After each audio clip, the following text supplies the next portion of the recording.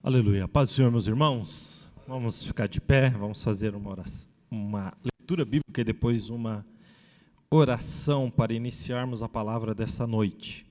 Abra sua Bíblia, 1 Coríntios, capítulo de número 1, os versículos 27 ao 31. 1 Coríntios, capítulo 1, versículos 27 até o 31. Diz assim a palavra do Senhor. Mas Deus escolheu as coisas loucas deste mundo para confundir as sábias. Deus escolheu as coisas fracas desse mundo para confundir as fortes. E Deus escolheu as coisas vis deste mundo e as desprezíveis e as que não são, para aniquilar as que são, para que nenhuma carne se glorie perante Ele. Mas vós sois dele, em Jesus Cristo, o qual para nós foi feito por Deus sabedoria, justiça, santificação e redenção, porque, como está escrito, aquele que se gloria, glorie-se no Senhor. Vamos orar. Te louvamos, Senhor, te bendizemos mais uma vez pelo privilégio de estarmos aqui nessa noite, em torno da Tua palavra, Senhor. Fala conosco, abre os nossos corações, que possamos sair daqui confrontados, mas edificados pela Tua palavra. Pai, em nome de Jesus nós te louvamos e bendizemos. Amém. Amém.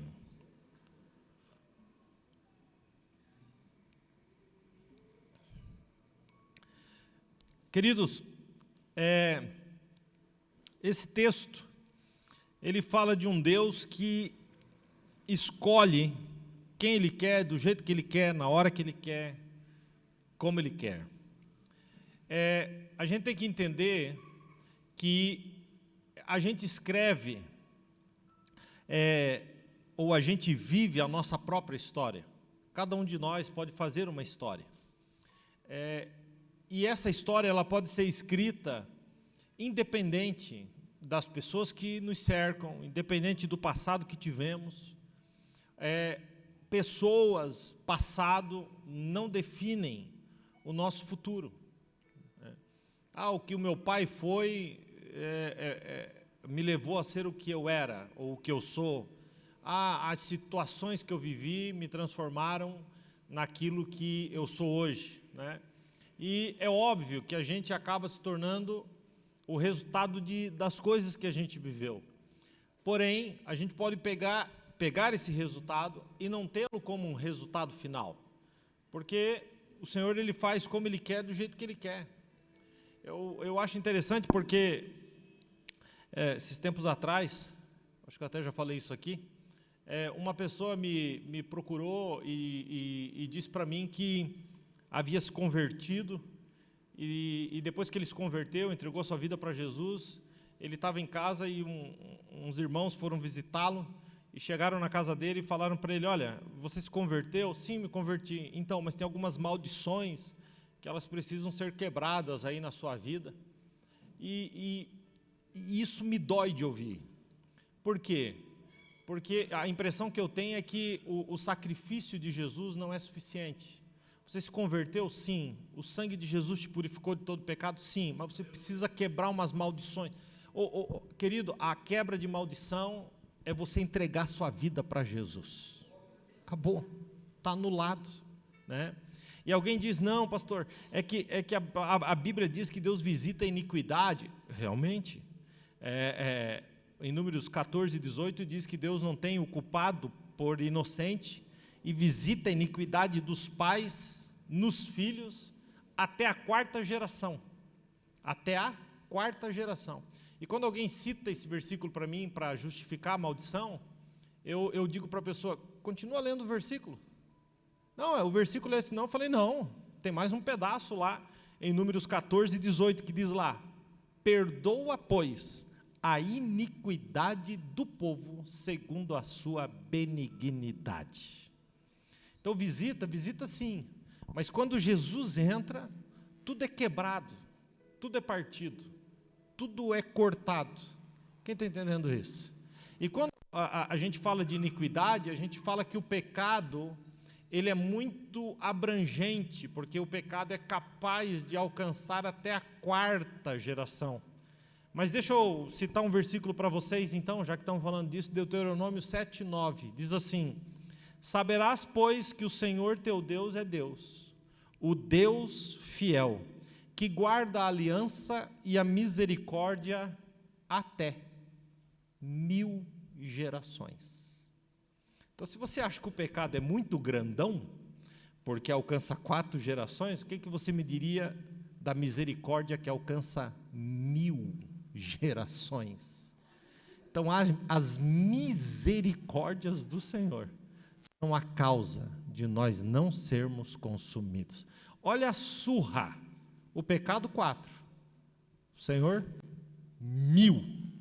Então, nós estamos e temos que entender que a bênção, ela é muito maior do que o pecado.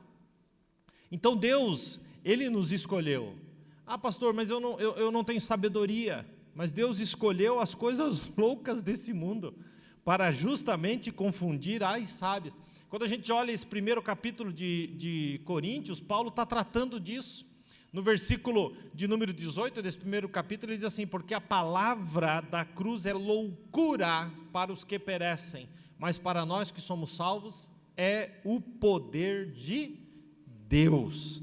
Né? E no versículo 21, na última parte do versículo, diz assim: aprove a Deus salvar os crentes pela loucura da pregação.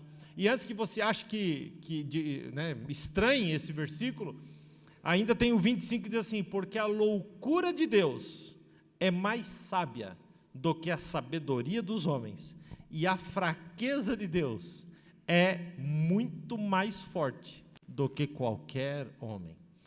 Então Deus escolhe as coisas loucas desse mundo para confundir as sábias. Então nós podemos sim fazer uma história diferente nas nossas vidas. Quando Paulo escreve 1 Coríntios aqui, ele está escrevendo a uma cidade, né, que era uma cidade rica, com comércio, tinha lá as Olimpíadas da época, era uma cidade portuária, era uma potência, né? Tinham templos gigantescos na cidade, tinham templos, o templo de Apolo, o templo de Afrodite, o templo de Eros, todos esses templos tinham lá, então era uma cidade religiosa, pagã. Os grandes pensadores saíram de Corinto, né? Sócrates, Afrodite, Tales, todos esses caras saíram de lá, e aí era uma cidade de pessoas que se sentiam superiores aos demais, e é para essa cidade que Paulo chega e diz assim: Deus escolhe as coisas loucas para confundir vocês, que acham que são sábios. Então, para Deus não existe essa sabedoria, até porque a gente tem que entender que Deus não depende de homem para realizar grandes coisas. E eu vou mais longe: as grandes coisas não foram realizadas por grandes homens, mas foram grandes coisas realizadas por homens pequenos, falhos, homens que diziam, né, eu aquilo que quero fazer não faço, como Paulo dizia, reconhecendo a sua miséria.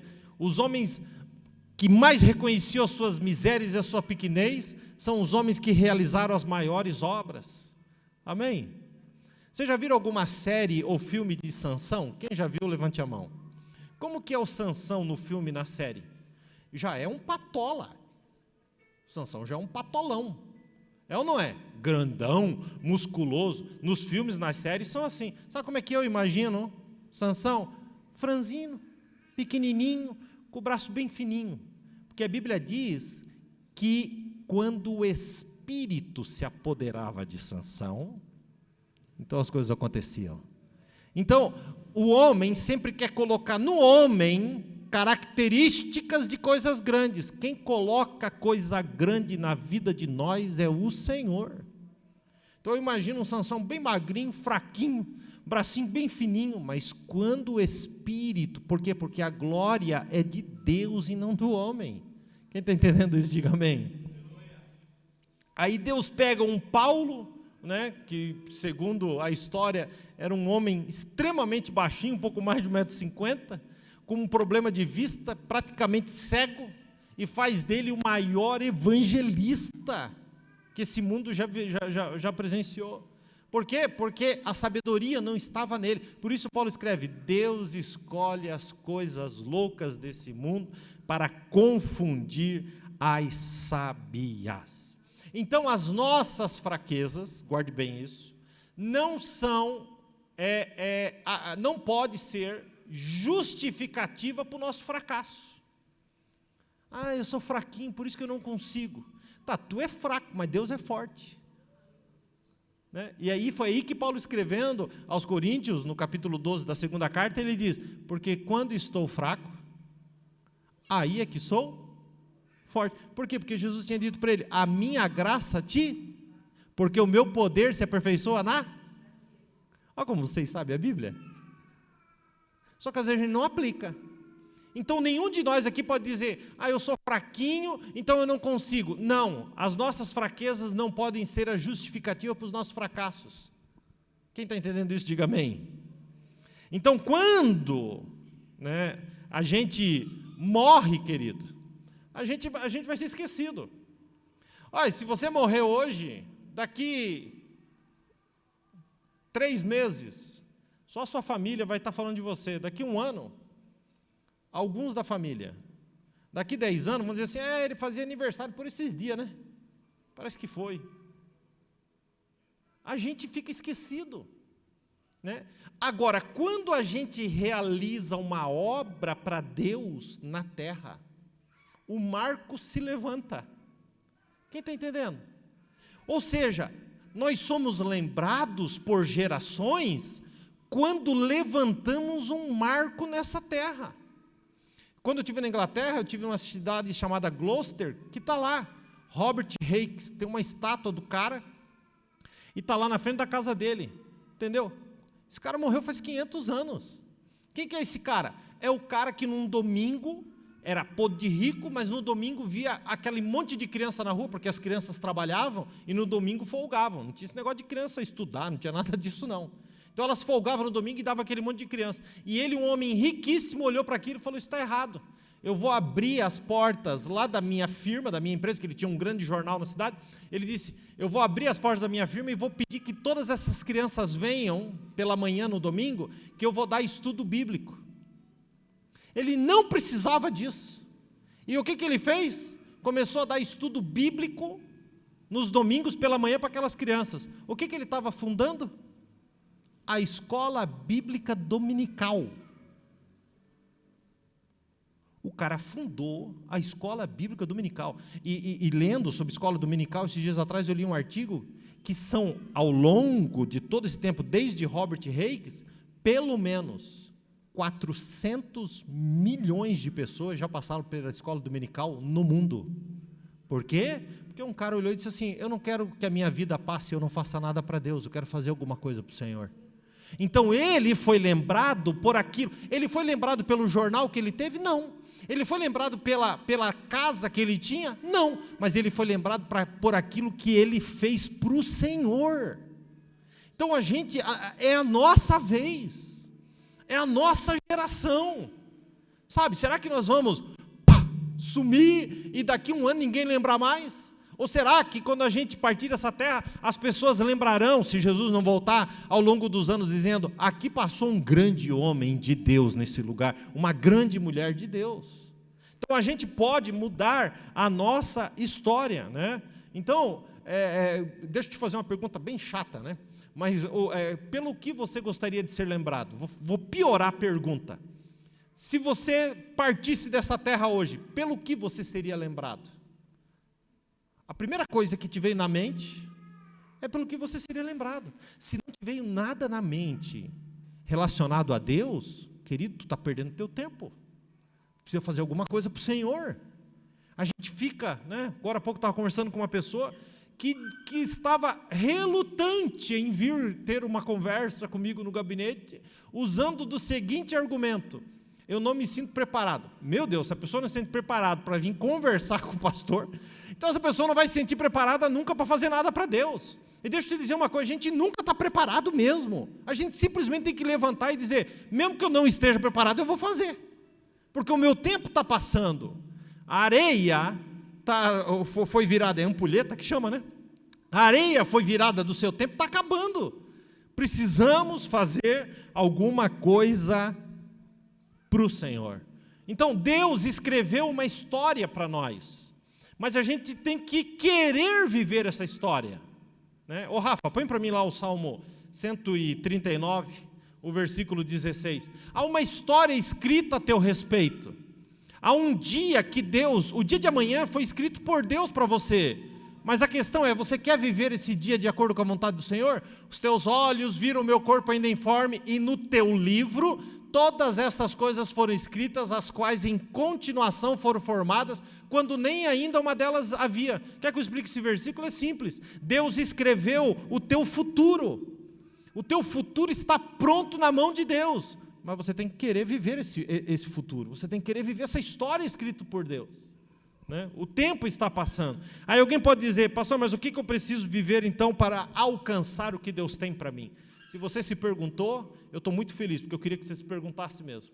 O que eu posso fazer para alcançar, para viver aquilo que Deus tem para mim? Primeira coisa, querido, você tem que estar disposto a viver sacrifícios, a abrir mão de coisas, né? Quando a gente olha para a vida de Abraão, lá no capítulo de número 12 de Gênesis, Deus faz uma promessa para ele: grande nação, abençoar-te-ei, são 4 coisas, engrandecerei o teu nome e tu serás uma bênção. 4 promessas. E aí Abraão olha para Deus e diz, tá, mas o que eu faço? Deus diz para ele, sai da tua casa e da tua parentela e vai para a terra que eu vou te mostrar. Se Abraão olhasse para Deus e dissesse assim, ixi, eu não vou conseguir, eu não quero sair daqui não. Ele tinha perdido o que Deus tinha para ele. Vocês estão entendendo isso? Então ele deixa as coisas para lá, ele se sacrifica, familiarmente falando, e ele sai para aquilo que Deus tinha. Quantas promessas eram? Eu acabei de falar para vocês? 4. Isso no 12. Quando chega no 15, Deus faz a coroa das 4. Deus diz, eu vou te dar um filho. Então virou 5 promessas. 4 já era demais. O Senhor bota uma coroa em cima das 4. Eu vou te dar um filho, né? No capítulo 18, ele está fora da tenda e os anjos aparecem e confirmam. Sara ri, mas não importa, o filho nasceu, a promessa veio, a nação aconteceu, o Senhor o abençoou, o Senhor o engrandeceu, ele foi uma bênção, ele é uma bênção. Só se escreve, querido, só vive a história que Deus escreveu para nós quem está disposto a vivê-la. Dar a Deus o que você não daria a ninguém. Sacrifício. Eu acho que eu até já citei aqui, mas mexe muito comigo a história do pastor Tominini, que era um pastor da Igreja Batista na década de 60, lá em Minas Gerais. E aí chegaram os pentecostais lá em Minas Gerais, e ele era um homem muito crente, e ele entrou um parafuso na cabeça dele, e ele disse, será que esse negócio de Espírito Santo, será que isso aí é um negócio de Deus? Né? E aí ele toma uma decisão com Deus. Ele chega e simplesmente ele entra dentro do quarto dele, dobra o joelho e diz, Senhor, eu vou passar 24 horas contigo aqui dentro desse quarto, que eu quero que tu me digas se esse negócio de pentecostal, de Espírito Santo, de batismo com o Espírito Santo, se isso é de Deus ou se não é. E ele entrou dentro do quarto e ele começou a orar. E ele entrou de manhã e ele começou a orar a parte da manhã, depois a parte da tarde, depois a parte da noite. E ele diz que 2 horas da manhã, Jesus falou com ele. E quando Jesus se apresentou para ele, o Senhor pede algumas coisas para ele. O Senhor disse, Tominini, eu quero que você me dê o teu pastorado. E aí o Tominini disse, não, mas eu sou pastor, o pastorado é teu. E Jesus disse para ele, não é. Você acha que é teu. Aí ele começou a chorar e disse, eu entrego meu pastorado para ti. Aí o Senhor foi mais longe. Tominini, agora eu quero que você me dê o colégio Batista, nas minhas mãos. Ele disse, não, mas o colégio sempre foi teu. Não, você acha que é seu. Não, Senhor, é teu. E chorou. Aí o Senhor foi mais longe. Tominini, eu quero que você me entregue a sua família. Senhor, minha família sempre foi tua, Senhor. Mentira. Você acha que a família é sua. Entrega ela nas minhas mãos. E o Senhor começou a questionar ele. E ele disse que das 2 às 5, ele ficou entregando as coisas para Deus, até que às 5 horas da manhã o Senhor disse para ele: Tominini, agora entrega a sua vida para mim. Ele disse: agora eu pirei, porque como que eu vou entregar a minha vida? Minha vida é tua, Senhor. Não, não é. Você quer mandar na sua vida. Você quer fazer as coisas do teu jeito. Entrega a tua vida para mim, Tominini. E ele disse que ele entregou a vida para Jesus às 5 horas da manhã. Às 6 horas da manhã, ele foi batizado com o Espírito Santo. E falou em mistério até meio-dia. Quando ele entregou tudo. A gente fala que tudo é de Deus, conversa. Boca para fora. Meu trabalho é teu. O meu emprego é teu. O meu ministério é teu. É mesmo. Às vezes a gente tem que fazer uma análise se a nossa vida é de Deus. Porque é possível que alguns de nós ainda não tenham nem passado pelo processo completo da conversão. Tenha nem vivido realmente. Querido, enquanto o que você tem e o que você é continuar sendo seu, né, você não vai viver o que Deus tem para você. Então, abra mão, né, tenha sacrifícios. Uma outra verdade impressionante, mas que é preciso ser dita aqui nessa noite: suporta, querido, a carga da vida. Suporta a carga da vida, né? Da tua própria história, suporta, sabe? Mude as coisas. Todos nós temos um momento ruim na nossa vida. Tragédias não podem reger a nossa vida. A gente não pode ser o alvo desse tipo de sofrimento. Então tem muito marido que paga o preço por aquilo que a mulher viveu na infância. Olha onde isso vai chegando.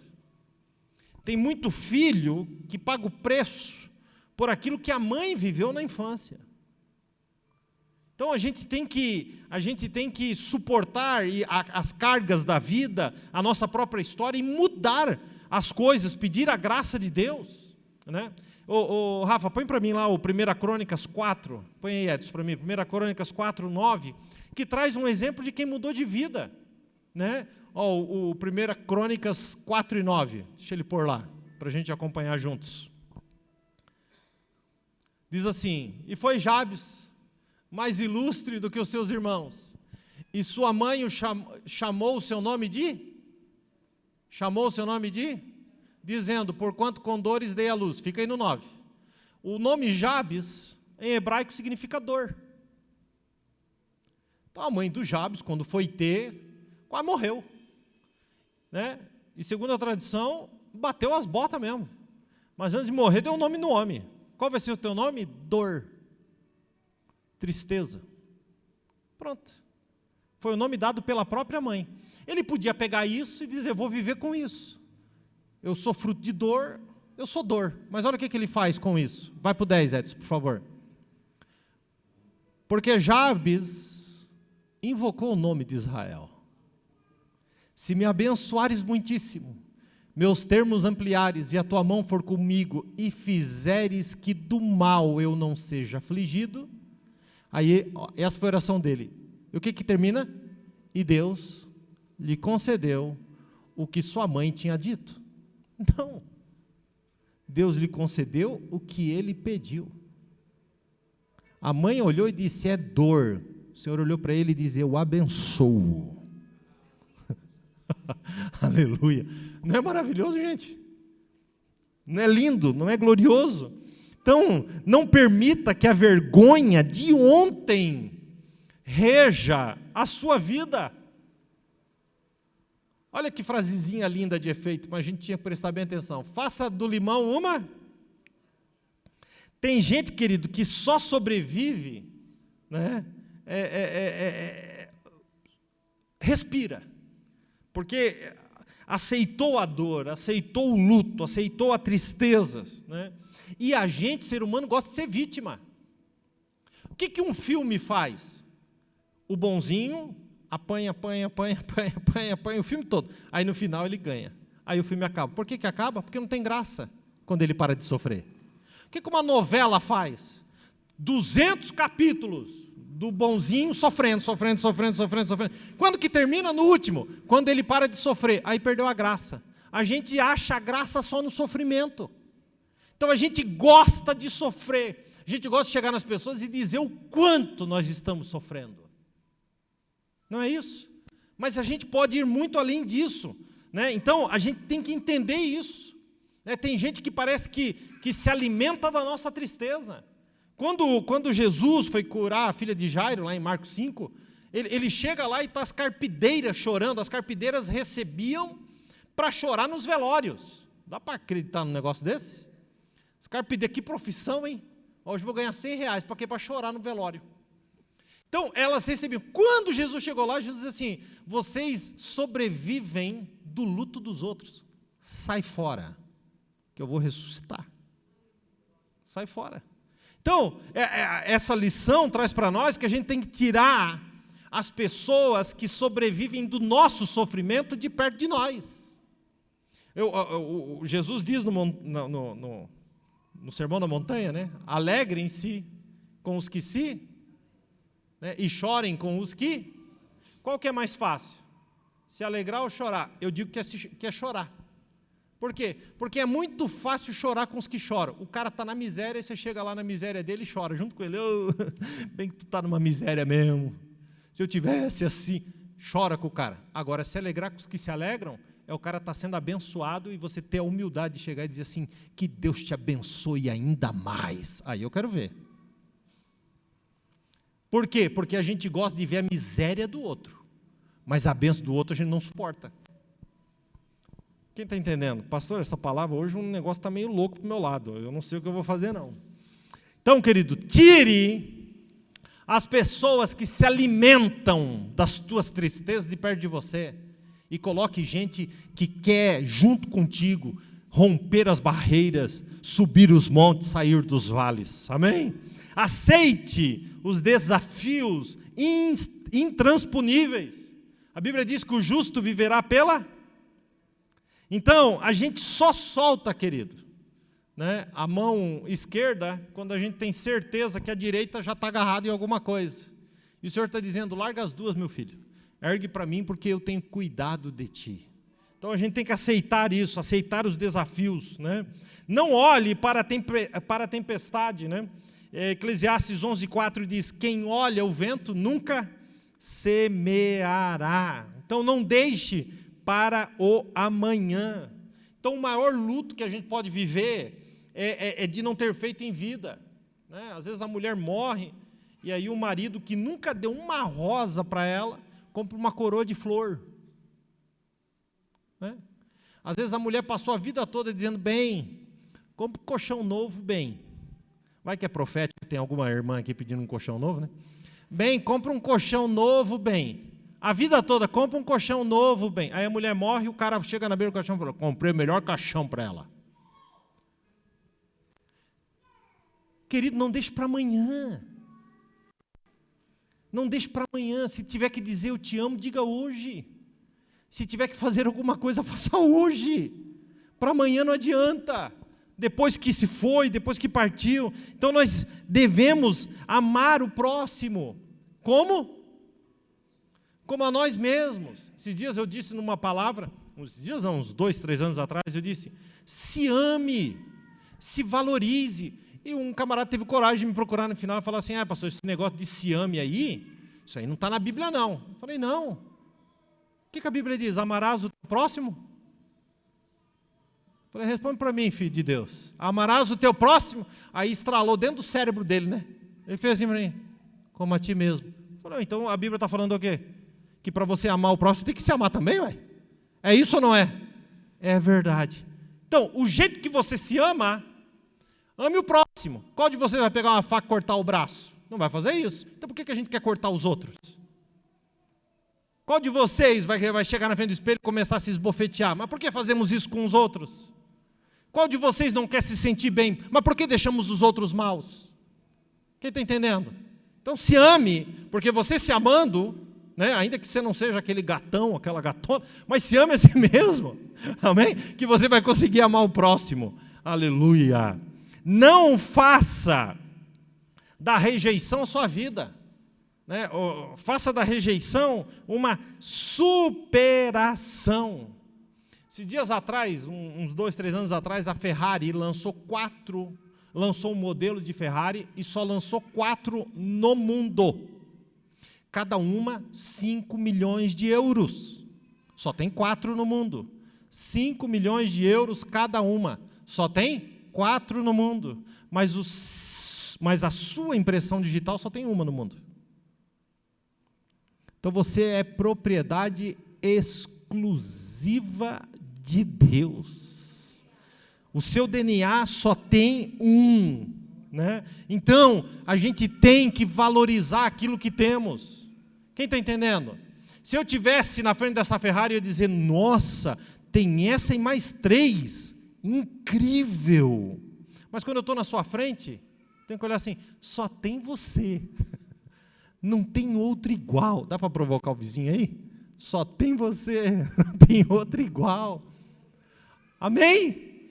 Então o que os caras fizeram com as 4 Ferraris? Os colecionadores compram e põem na sala de casa, não põe nem na rua um negócio desse. Por quê? Porque é raríssima, só tem 4 no mundo. Então por que a gente não faz isso com as pessoas que só tem um desse jeito? Um igual. Não tem 2, é apenas um no mundo. Então a gente tem que se amar mais, a gente tem que se cuidar mais. Amém? Então cuida mais de mim que não tem outro igual não, viu? Não perca tempo com coisas pequenas. Amém? Jesus, vou terminar. Jesus não batia a boca com o acusador. Não batia. Né? Querido, eu já falei isso outras vezes, mas repito. A calúnia não tem eco. A resposta sim. Então, se te caluniarem, não responde. Porque a calúnia não tem eco. Logo ela morre. Mas a resposta que você der tem. Né? Quem aqui já entendeu? Gente, você já entrou numa discussão que a pessoa está te acusando de uma coisa, e em vez de você calar a sua boca e falar, deixa isso para lá, você vai responder a pessoa. No final, o negócio fica muito pior. Por quê? Porque aquilo que foi levantado, a questão que foi levantada ficou para trás. Se levanta outras questões piores. Então, a gente tem que aprender a não perder tempo com coisas pequenas. Até porque, gente, para a gente que quer o seu mal, para invejoso, nunca vai ficar bom, nunca vai ser bom. Se você vir bem vestido na igreja, é metida. Se vir mal vestida, é porca. É isso ou não? Se você botar um sapato novo, quer se mostrar. Se for um sapato velho, é miserável. Se vir para a igreja com um carrinho bem velhinho, pobreza, viu? Deve estar em pecado. Se vir com um carrão, está roubando. Para quem não gosta de você, tudo será motivo. Então não reja a sua vida naquilo que as pessoas falam.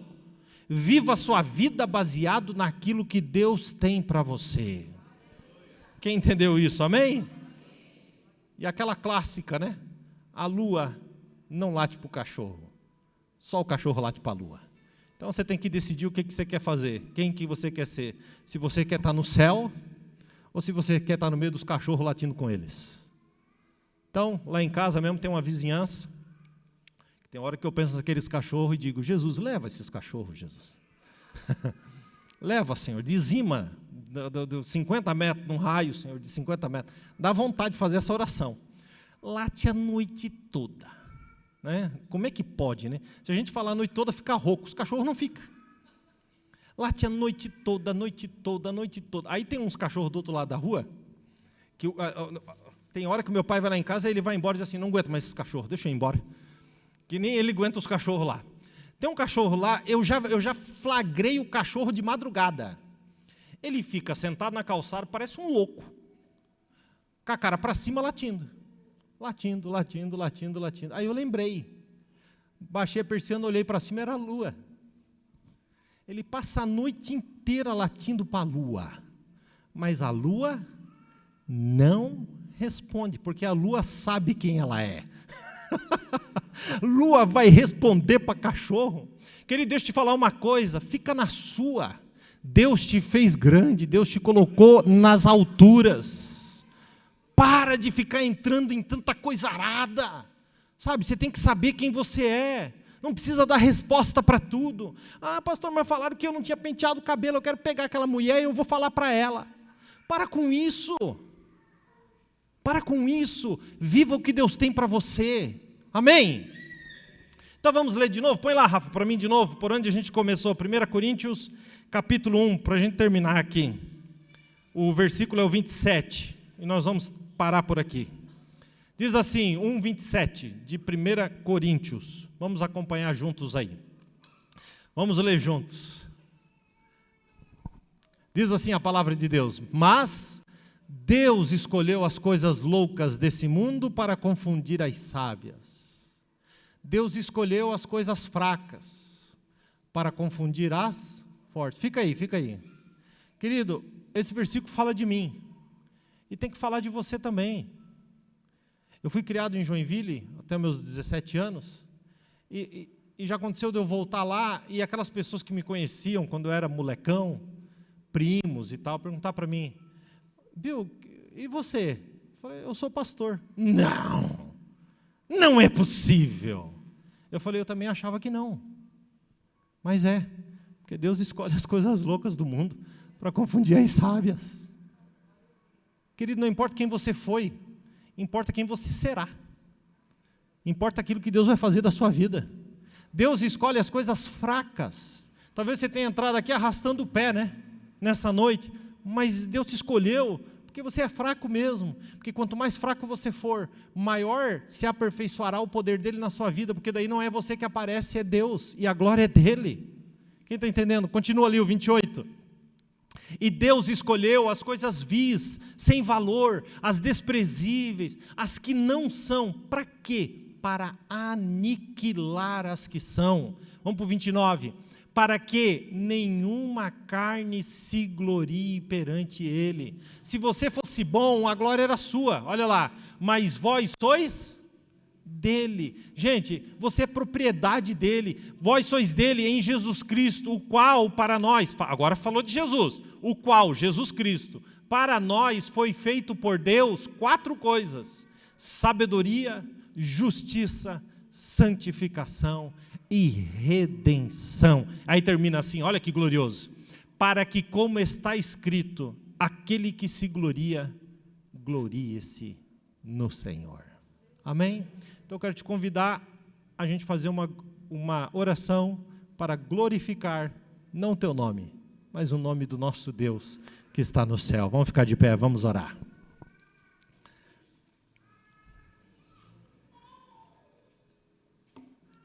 Amado Deus, nós te louvamos e agradecemos pelo privilégio de ser quem somos, pelo privilégio de viver aquilo que temos vivido, pela tua bondade, pela tua misericórdia.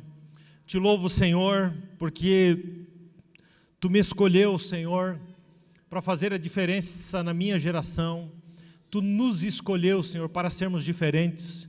E aqui nós estamos, Senhor, que possamos entender, Senhor, a importância de nos sacrificarmos, de abrir mão de coisas para viver aquilo que tu tens, de suportar as nossas cargas, de aceitar os desafios, de não olhar, Senhor, para a tempestade, de superar, Senhor, a rejeição, Senhor, de não perder tempo com coisas pequenas.